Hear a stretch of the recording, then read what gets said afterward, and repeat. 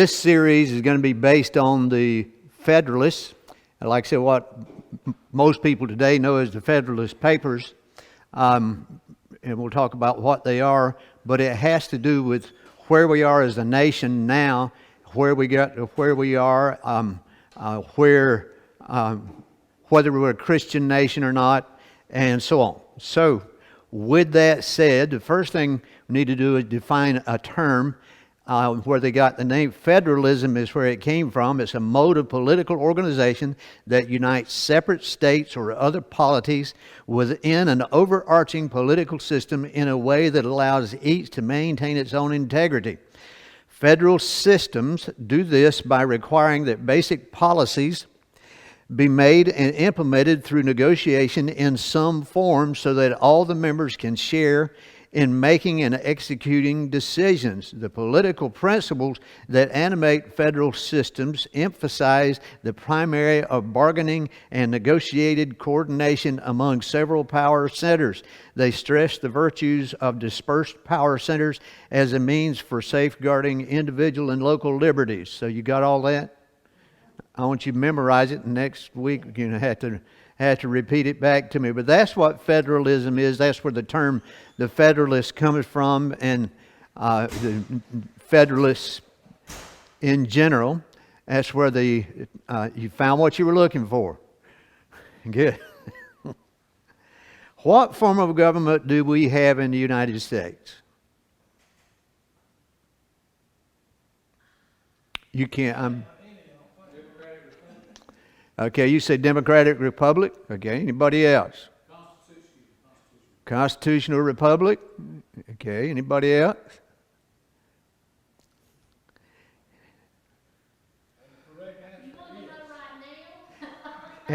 No, I'm just asking to get it. I'm trying to get the gray matter stirring tonight.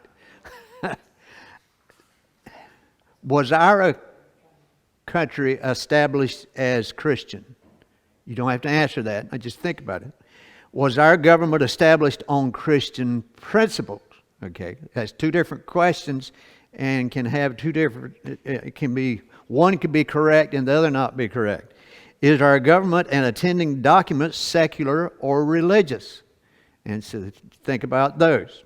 So with that, we're going to start with the different forms of government, some basic forms of government, and talk about those a little bit to get an idea of where we are and what kind of government we have, and what, believe it or not, they're still debating what kind of government our government is. If you look it up and ask, you'll see different answers.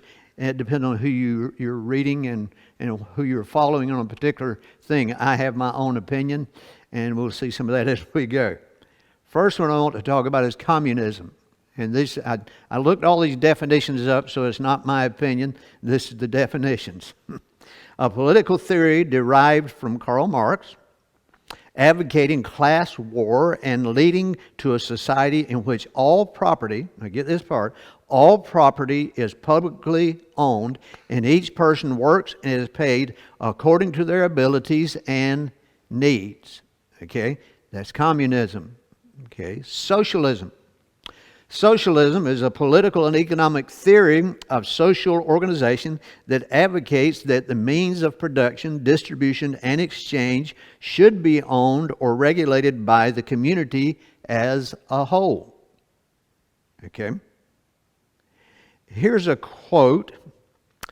We want a democracy that creates space for us all to flourish, not just survive, and answers the fundamental questions of our lives with the input of all. We want to collectively own the key economic drivers that dominate our lives, such as energy production and transportation.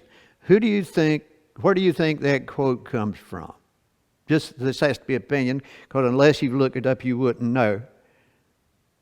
This is you can look up the Democrat Socialists of America's website, and this is one of the I could have listed many things, but this is one of the things that they state on their website. If you want to know who's part of the Democrat Socialists of America, it would be Bernie Sanders, Ocasio-Cortez,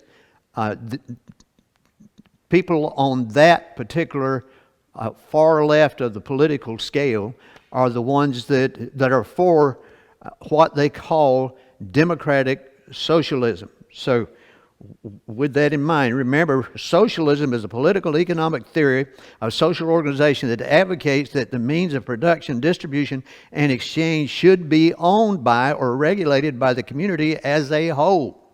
Okay. Now, democracy, a system of government by the whole population or all the eligible members of a state, typically through elected representatives. Republic, a state in which supreme power is held by the people and their elected representatives, and which has an elected or nominated president rather than a monarch. First, it is controlled by law, therefore it does not control law. Second, it recognizes the private, independent, sovereign nature of each person, man or woman, of competent age and capacity. Therefore, a republic must be representative in its nature. Theocracy, a system of government in which priests rule in the name of God or a God. Okay, so you got an idea of these different forms. These are basic forms of government. There's combinations of different ones and so on, and we'll talk about it as we get there. So I want to start out with, we're going to read a segment of the Declaration of Independence. You'll notice this is the way it was titled in the beginning, in Congress, July the 4th, 1776. And it says, the unanimous declaration of the 13 United States. You notice United is not capitalized. Why is it not capitalized? Why is it capitalized now? Why wasn't it capitalized then, and why is it capitalized now? Why it was not capitalized then is what you're talking about. It was united is a description of the states of America. In other words, they are United States of America. That's not, now that's become a proper name. The United States of America has what it's come to be, and so it's all capitalized because it's the United States of America. But it was a description. Pardon me? Yeah. Yeah. You'd be kind of, it sounds strange to us today if we left off the United. But this, the part it's supposed to be, is united, and we've been at different phases of united since the very beginning of 1776, and actually it got its start back in 1774, and 1775, and 1776. And that's when the Declaration was written and when it was ratified. When is it we celebrate the birth of our country? July the 4th, right? It's called, somebody said, does England celebrate the 4th of July? And you think, 4th of July to them doesn't mean anything. And if you say 4th of July to them, they don't realize to us that's Independence Day. And if you ask them, do you celebrate Independence Day? It's a different story altogether. But actually, it was approved on July the 2nd.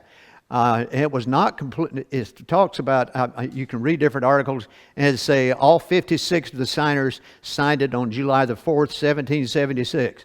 The last of the signers didn't sign it until in August because they weren't all there. They were in different places, and travel was not like it is today. So anyway, that's what the date we have set aside and put on our calendars to celebrate July the 4th, and because that's when this was done. It was actually approved on July the 2nd.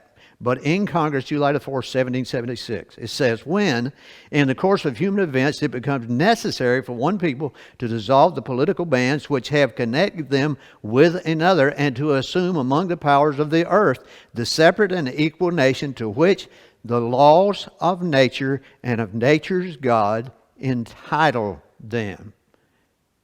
A decent respect to the opinions of mankind requires that they should declare the causes which impel them to the separation. So they're saying we have a reason for the separation, and it's incumbent upon us we're compelled to give those reasons, and they did. If you read the whole Declaration of Independence, it lists out item upon item upon item upon item of what it was. And then it goes to the part that my favorite part of the Declaration. We hold these truths to be self-evident. It says they're what?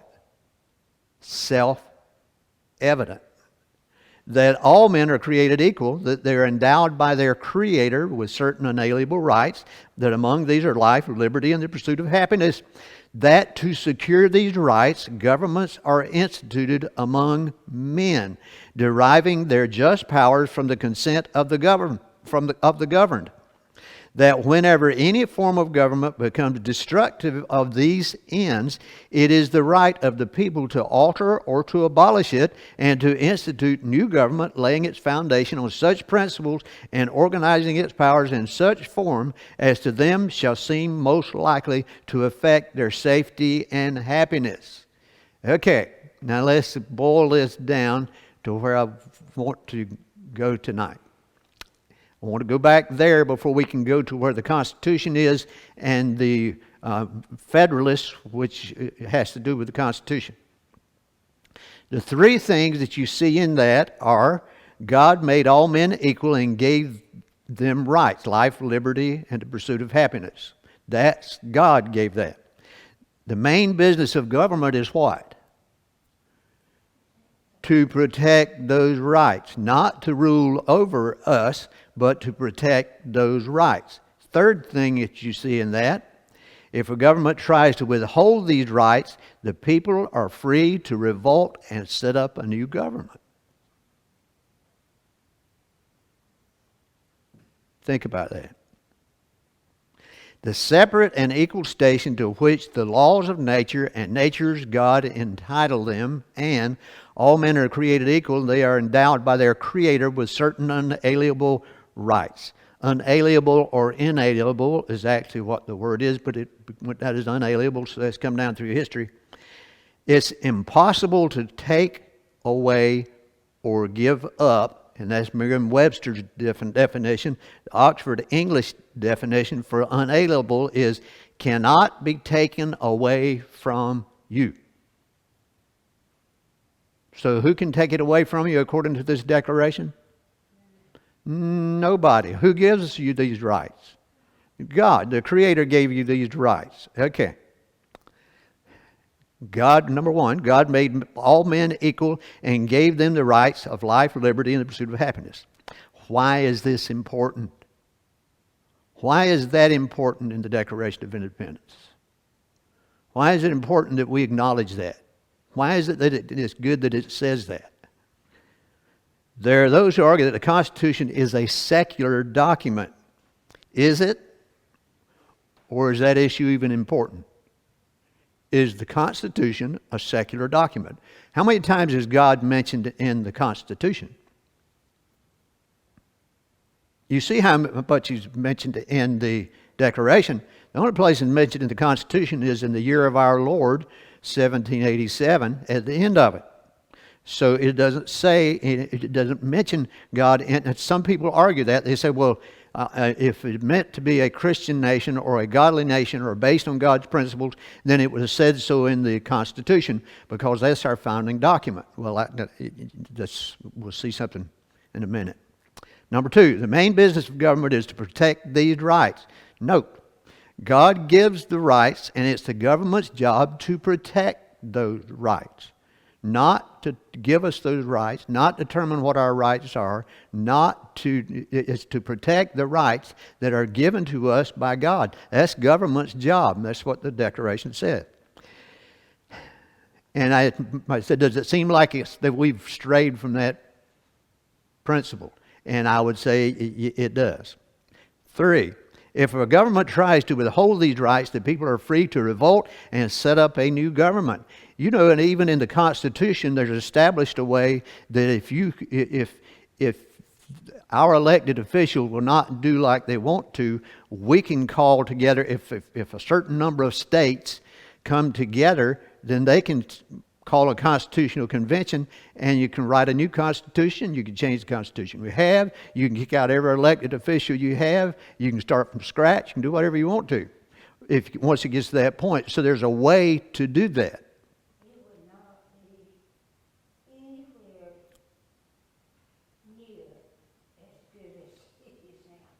Well, there's no telling what you wind up with, but the thing is, if our politicians today, if our elected officials today will not follow the Constitution that we have, then in the extreme, the only thing you can do is abolish what we have or kick all them out. And there's a way to do that. You say, well, you have to vote them all out of office. No, there's a constitutional way. You can kick them all out of office at one time if you wanted to.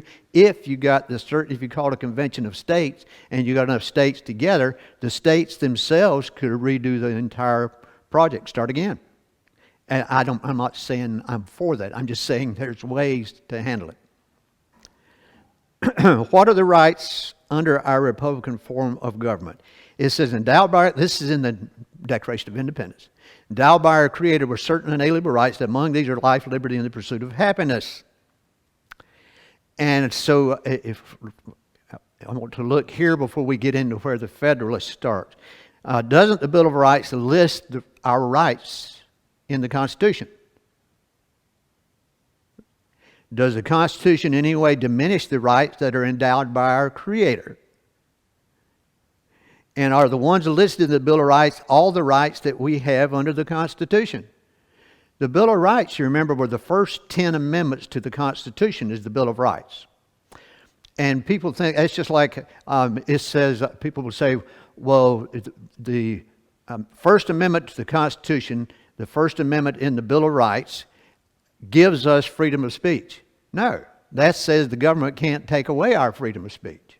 It doesn't give us anything. The government doesn't give us any rights. They don't have any rights to give. They are there to what? Protect our rights that we are given by our Creator. In fact, you can look at the last two amendments in the Bill of Rights, the 9th and 10th one, and this is what they say. The enumeration in the Constitution of certain rights shall not be construed to deny or disparage others retained by the people. Some of our founders did not want a Bill of Rights put in the Constitution because they said if you list rights, people will assume that's the only rights they have. And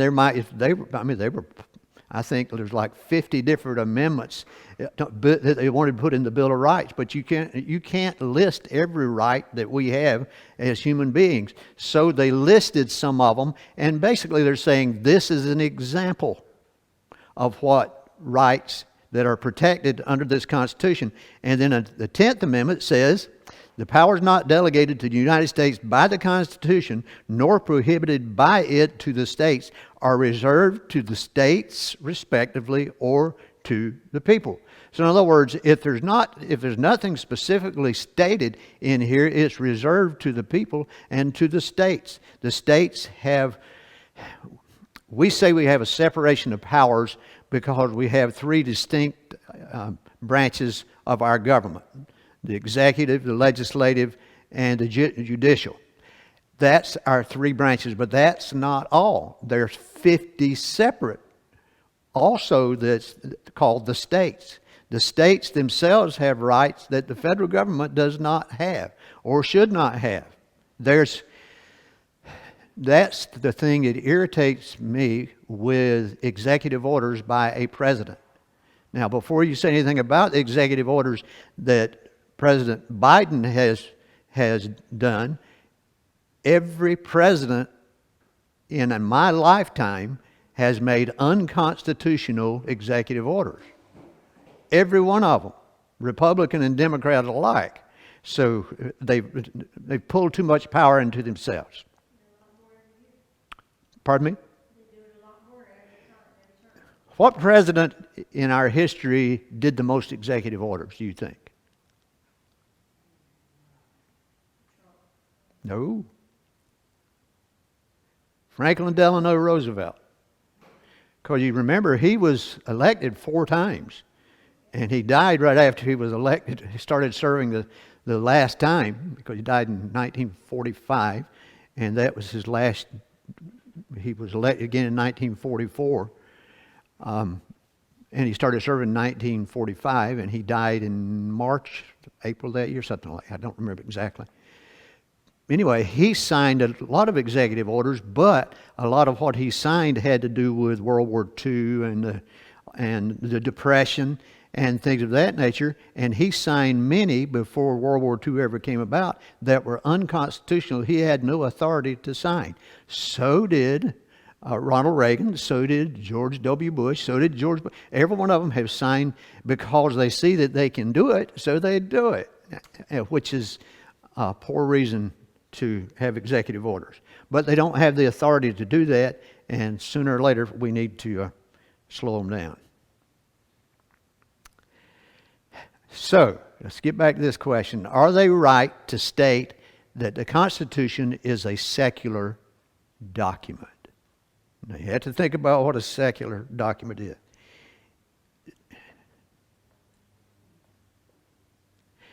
When people bring this up to me, and I've had discussions with atheists, and they say that it's a secular document. Why would an atheist say that? Why would an atheist want it to be a secular document? Because they don't believe in God, and we say we're endowed by our Creator with certain unalienable rights, that among these are life, liberty, and the pursuit of happiness. It doesn't say the only three we have are life, liberty, and the pursuit of happiness. It says among these are life, liberty, and the pursuit of happiness. Well, an atheist naturally doesn't believe in God and doesn't want to go by what God says, and so they would rather we have... That way they can say that there's a separation of church and state in our Constitution, and therefore you can't pray in school. You can't teach the Bible in school. You can't do in public schools. You can't pray. This football coach, I forgot what school, they'd finish their football games. He'd go out to the 50-yard line by himself and kneel down and pray. Then people started joining in, and anyway, they were sued by somebody, some atheist in the school, sued, or not, probably not even in the school, just somebody that found out about it and sued them, and they won. And he couldn't, so it's ridiculous. The First Amendment has nothing to, remember what do we say about what does it say about the Bill of Rights? And what does it say about the purpose of government? And what does the Declaration of Independence say about the purpose of government? It's to protect our rights, not to give us rights. And you know, you've heard me say it enough times, I'm quite sure, that the First Amendment to the Constitution does not have separation of church and state. Nowhere in the Constitution is the phrase separation of church and state, period. It says, Congress shall make no law respecting an establishment of religion or prohibiting the free exercise thereof. That's all it says. So does anything in there say about separation of church and state? Well, the atheists want there to be a separation of church and state, so they want it to be a secular document. And when they say secular, they don't mean just secular like we would think of secular. They would say secular, which is anti-God. It can't have anything with religion in it because it's secular. Well, just because something's secular does not mean it's not, you can't read a Bible. But that's what they say. And I say it's neutral. What did I have another one? I didn't even look at it. The second thing I have there, I tell them it's neutral. It's not secular. It's not religious. It's a neutral piece. It's a piece of paper.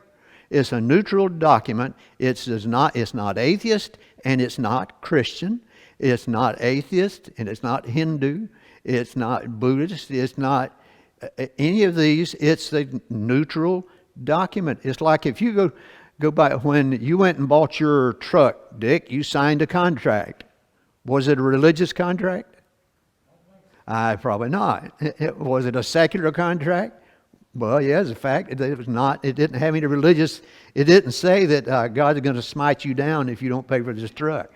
It didn't mention anything about God in that contract. And that's the way it is with this. It's the same way. But the second thing you'd have to do is, and that atheists who I have talked with try to do, is they say, I said, the Declaration of Independence, our first founding document, and they stop me and say, that's not one of our founding documents. Our founding document is the Constitution. And I say, who wrote the Constitution? were any of the same people that wrote the Constitution the ones that signed the Declaration of Independence. Do you think they changed their mind from 1776 to 1787? Nowhere in there does it say that this is a secular document. Nowhere in the Constitution does it say you can't have God in schools. Nowhere does it say any of this. But what they try to do is separate the Declaration of Independence from the Constitution, because the Constitution doesn't talk about God, but the Declaration of Independence does. If the Declaration of Independence said, we hold these truths to be self-evident, that there is no God and you can do whatever you want to, they would want it included. But because it mentions God and the Creator, they don't want it included. So, gets back to the same thing. So this is the purpose of this study. The Federalist gives us arguments for ratifying the Constitution. Okay, let me ask a question like this. Why did they call the convention in 1787? What were they called together for? Were they asked to come write a constitution? What was governing the states up until that point? It was the Articles of Confederation. And a lot of people, George Washington especially, but several of our founders, didn't think there was enough. The Articles of Confederation, well, for instance, under the Articles of Confederation, there was no federalism like we're under now. They could not levy taxes. They couldn't, there were many things they couldn't do because it was up to each individual state as to what they did. And if everybody in all the states didn't agree, then you couldn't do it. So when the Revolutionary War ended, there was debts out there that the states owed. There were some states who had paid a lot on those debts. There were some that had paid practically nothing on those debts, and the government had no authority, no ability whatsoever to collect the money from the states who wouldn't pay their share. That was a simple one.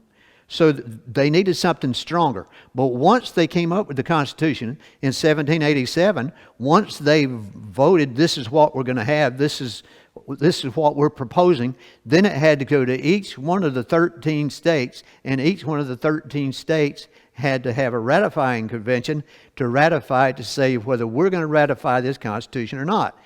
And the way it was written, the way the document was written, is once 9 out of the 13 ratify it, then it goes into effect. Now think about that. Can you imagine every state out of all 13 states are having conventions, and the people coming? If you have 100 people show up, how many opinions do you have? There was arguments, there was debates, it went on and on and on, trying to decide if they were going to even ratify this Constitution. That they had sent the delegates. They didn't send the delegates there with the authority to create a new Constitution. They sent them there with the authority to strengthen the Articles of Confederation. But once they got there, they realized there's no strengthening to this. This is just a handshake agreement between 13 states.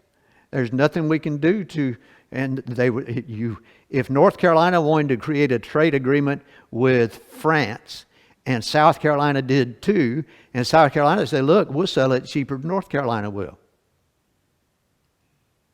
And then Georgia comes in and says, we'll beat both of them. And so the states were competing against it. It was a mess.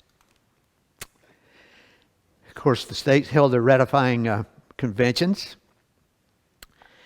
The author of the Federalists, their intention, a stated intention, was to influence the voters to ratify the Constitution. They were the ones that wanted the Constitution put into effect. In fact, Federalist number 1, part of it says this.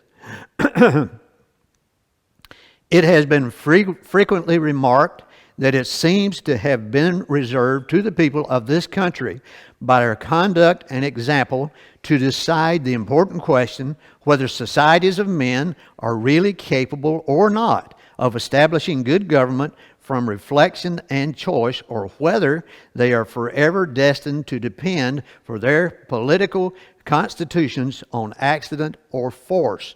In other words, this is what we're trying to figure is, can people really form their own government? You have to remember, this had never been done before. What happened here when our country was founded was the first time in history that this had ever been done. The author of the Federalist was Publius. Who is Publius? And who most people think it is.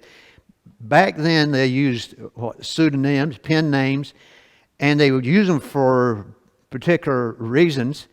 If Donald Trump wrote an article and it says, article by Donald Trump, or Joe Biden wrote an article and he said, article by Joe Biden. When you read that, it's going to taint what you think about that document before you ever read the first word, isn't it? There was 3 men that joined together in writing the Federalist, and not everybody liked all 3 of those men. There's people that didn't like any one of the 3. Some didn't like one, some didn't like the other, some they agreed. But if you know to begin with, this is somebody who writing that I don't agree with, so I don't care what he writes. And if you read it, you're not going to read it with any seriousness whatsoever. So they wrote under pen names. The papers were penned between October 1787 and May 1788. The immediate object of these papers, recalled Madison in a letter to James K. Paulding, dated July the 24th, 1818, was to vindicate and recommend the new Constitution to the state of New York. So these were written to the state of New York, whose ratification of the instrument was doubtful as well as important. So there are several of the states that already ratified it, and it had come down to really, they needed New York and they needed Virginia. And so they came together and decided we need to, and those newspaper articles, they put them in the paper, and it was reasoning for the ratification of the Constitution. Most readers probably recognize Publius as Publius Valerius Publicola. I'm quite sure that's what you all thought too, wasn't it? He was a Roman patriot back in the 6th century BC. He had saved the republic more than once. We're not the first republic, by the way, but he had saved it more than once. So they used the name Publius as their pen name for writing. So all 3 of them, the 3 men that wrote these, one of them only wrote just 4 or 5, I think, and the other 2 wrote the rest of them, and there were 80-some of them altogether. But that's the name they wrote under. And they were Alexander Hamilton, James Madison, John Jay. 2 of these were from New York. 1 was from Virginia. So what's another reason they would want to write under a pen name rather than their names? This was written to the people in New York. The one that wrote the most of them was Alexander Hamilton. The second one was James Madison. And the third, who only wrote a few for health reasons, was John Jay. John Jay was our first Chief Justice of the Supreme Court, if you're not familiar with his name. But 2 of them were from New York. One of them was from Virginia. Well, if somebody from Virginia was writing an article in the newspaper to try to convince you to ratify the Constitution, and he was from Virginia, he's not even from here. Well, they didn't want him. They wanted to make sure. And I've put here just for a footnote that in the 18th century, it was not uncommon for them to use pen names. Like Samuel Adams there, he wrote under Vindex, and Candidus, he also wrote under a bunch of them. He wrote under a bunch of different pen names. So people suspected who he was, but a lot of times they didn't know. So they would write under pen names. Benjamin Franklin would write under pen names. Each one would write under pseudonyms or pen names so that you would not be prejudiced in the article before you read it. If one wrote under their actual name, certain assumptions would be made before reading the article. Another reason was these articles were written for the people of New York, and one of these men was a Virginian. So naturally that would throw you off to start with, or put you off. So, what form of government is it that we have? Democracy, republic, democratic republic, or constitutional republic? Which one is it? We elect our officials democratically. Our elected officials are restrained by the limits of the Constitution. At least they should be. I put in parentheses, so what are we? What are we? You don't have to necessarily answer that, but that's where we're going to be headed for the next few weeks, because I want us to see where not only the reasoning behind, we're not going to do all the Federalists. If we did, it would take us 2 or 3 years. So we're not going to do those, but we're going to do some of them, the ones that I think are important. And part of the reason is because we need to see where we are as believers in this Constitution, in this agreement that we have together, whether we're a Christian nation, whether we were founded on Christian principles, the reasoning behind this Constitution, and whether it was legitimate or whether it's not. Any questions?